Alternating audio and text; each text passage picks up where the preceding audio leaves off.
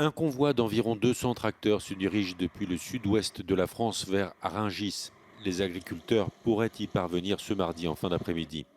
Des blindés sont prépositionnés à l'entrée du site pour empêcher les agriculteurs en colère de bloquer l'immense marché de produits frais.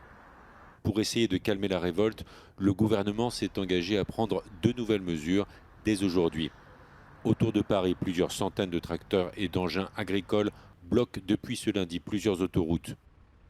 La simplification des normes environnementales est l'une des revendications principales des agriculteurs. On nous impose aussi de produire de la jachère, alors qu'on nous demande de produire plus. Comment produire plus si on cultive sur une moins grande surface? On nous a interdit certaines molécules qui sont encore autorisées en Espagne ou en Italie et ils déversent leurs fruits sur la France, quoi. Et nous, comment on fait, quoi? Colère paysanne également en Roumanie où les agriculteurs protestent contre leurs conditions de travail, les prix des carburants, les taxes et le manque d'investissement public. Colère paysanne encore en Belgique où des agriculteurs ont organisé le blocage temporaire de l'autoroute de Namur et empêchent la circulation sur le ring de Bruxelles.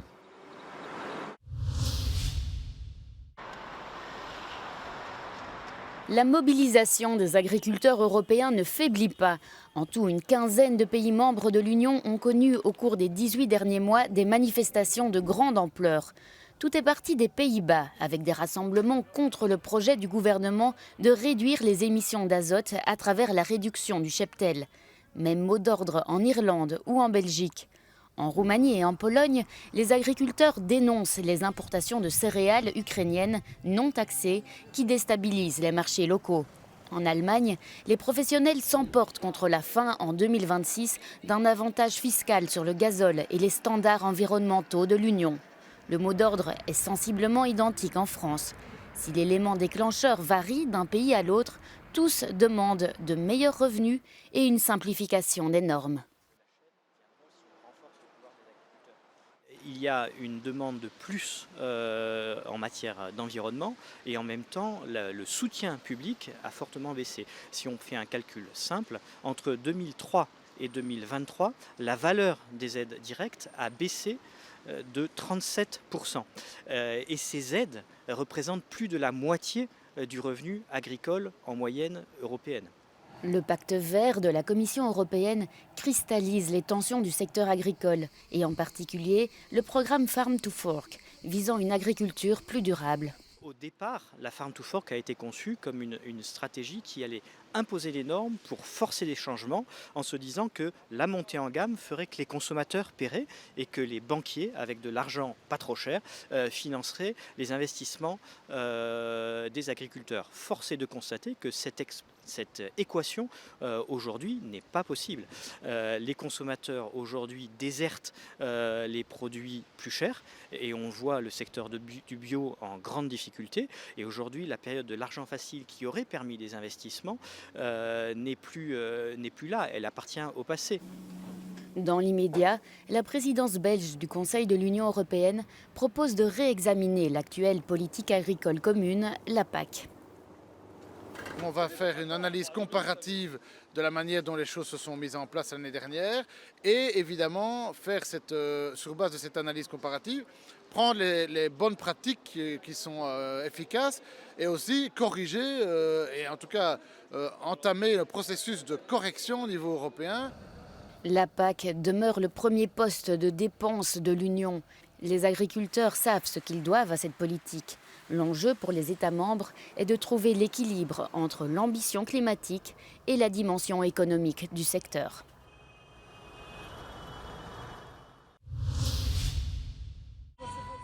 Des milliers de Palestiniens fuient l'ouest de la bande de Gaza après l'alerte donnée par les autorités israéliennes et tentent de trouver refuge dans d'autres zones, notamment du côté de Rafah. Le risque d'escalade du conflit se précise entre l'Iran et les États-Unis 2 jours après la mort de 3 soldats américains lors d'une attaque de drone en Jordanie. Une attaque attribuée à des groupes pro-iraniens par Washington qui tentent de rassurer la communauté internationale. There's no reason that whatever our response is, there's no reason for that to have an impact on our ability to try to get these hostages released. And as I said last week, so I can say today, those discussions are ongoing. We believe they have been constructive and are moving in a good direction. À Gaza, une mosquée et un cimetière ont été détruits à Khan Younes par l'armée israélienne, selon laquelle ces sites donnaient accès au réseau de tunnels du Hamas. Ce lundi, une frappe israélienne a fait plusieurs morts dans la banlieue de Damas, en Syrie, selon les autorités du pays, un lieu qui abritait des membres de milices soutenus par l'Iran, selon l'opposition syrienne.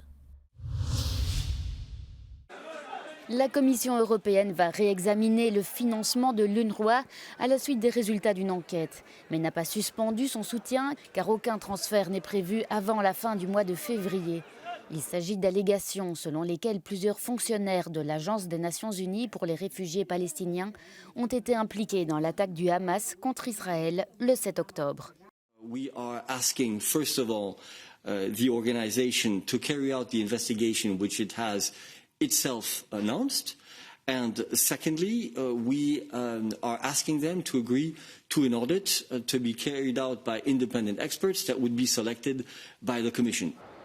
La veille, le secrétaire général de l'ONU a plaidé ceci. Tout en comprenant leurs inquiétudes, j'ai moi-même été horrifié par ces accusations. Je lance un appel pressant aux gouvernements qui ont suspendu leurs contributions pour qu'ils garantissent au moins la continuité des opérations de l'UNRWA.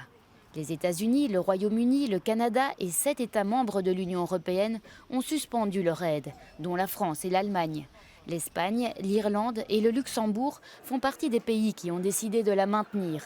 Antonio Guterres a déclaré que le financement actuel de l'UNRWA ne lui permettra pas de répondre à toutes les exigences pour soutenir en février les 2 millions de civils de Gaza qui dépendent de l'agence. You know, the UN Refugee and Works Agency is one of the UN agencies that doesn't have a reserve fund. So they basically live from month to month. And even before October 7th, the UN Refugee and Works Agency was sounding the alarm about shortages of funds on a month-to-month basis. Now, with the crisis after October 7th, the demands have skyrocketed, because of the humanitarian situation in Gaza. So at this point, to say that there is no money available until all of this is sorted out could be fatal. Could be fatal for the UN Refugee and Works Agency. It could be fatal for a lot of people in Gaza. Le gouvernement actuel d'Israël tente depuis longtemps de mettre un terme au travail de l'UNRWA qui opère dans la région depuis 1949 en alléguant qu'il perpétue l'antisémitisme dans les territoires palestiniens et dans les pays voisins. Le ministre israélien des Affaires étrangères affirme qu'il fera tout son possible pour empêcher l'UNRWA d'opérer après la fin de la guerre en cours contre le Hamas.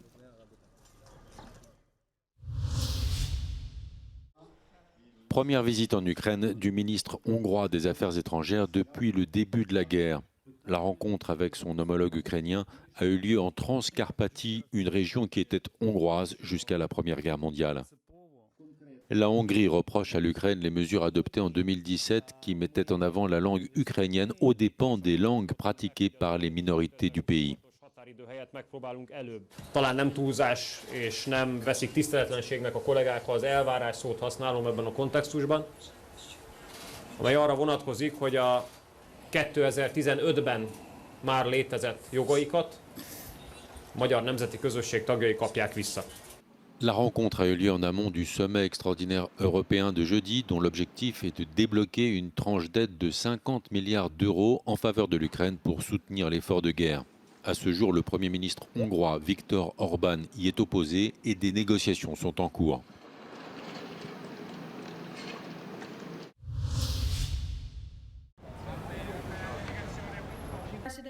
La première ministre italienne Giorgia Meloni a dévoilé lundi un plan pour promouvoir le développement de l'Afrique et freiner l'immigration lors d'un sommet organisé à Rome. L'Union européenne et les Nations unies ont indiqué que ce plan viendrait compléter des initiatives déjà en cours sur l'adaptation au changement climatique et le développement de l'énergie propre sur le continent. Le président de la Commission de l'Union africaine s'est de son côté dit ouvert aux discussions et a mis la pression sur Giorgia Meloni, demandant des actes concrets. Monsieur le président de la Banque africaine de développement, j'ai cru comprendre, Madame la présidente du Conseil, que le plan Mattei que vous proposez et sur lequel nous aurions souhaité avoir été consultés abonde dans ce sens. L'Afrique est disposée à discuter les contours et les modalités de sa mise en œuvre. Je dois insister ici sur la nécessité de joindre les actes aux paroles.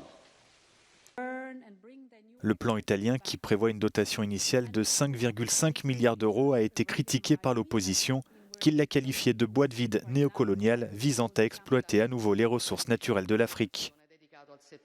Today's conference has shown that Italy cannot act alone. It not only needs to build stronger ties with African countries, but it also requires the backing of European institutions. And timing is also crucial. It will take years before the plan will produce the desired results, and that's why Giorgia Meloni has to ensure that her approach towards the African continent will last well beyond her government. Giorgia Orlandi for Euronews in Rome. Vers une sortie de la crise institutionnelle en Irlande du Nord, le principal parti unioniste pro-britannique a trouvé un accord avec Londres sur l'application des règles commerciales post-Brexit. Le DUP avait quitté le gouvernement il y a 2 ans pour protester contre les nouveaux dispositifs qui, selon lui, menaçaient le maintien plein et entier de l'Irlande du Nord au sein du Royaume-Uni. Le chef du DUP, Jeffrey Donaldson, dit avoir reçu de son parti un mandat pour aller de l'avant. Pendant 2 ans, le boycott du DUP et la paralysie politique ont entraîné d'importantes difficultés dans la gestion des services publics de la province britannique.